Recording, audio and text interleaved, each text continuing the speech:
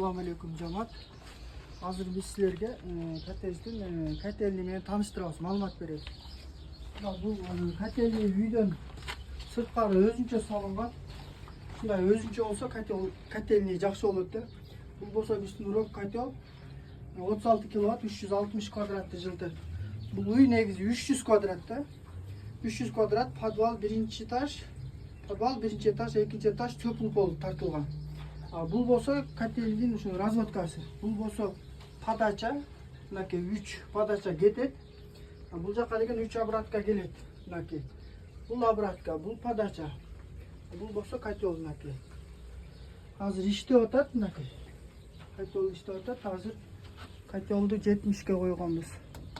Мынакей иштеп атат. Бул болсо мына температуралы. Температура 60та турат. Бул дагы 60та турат. Отопление жасатам десеңиздер, биздин фирмага кайрылсаңыздар болот. Акысы отопление.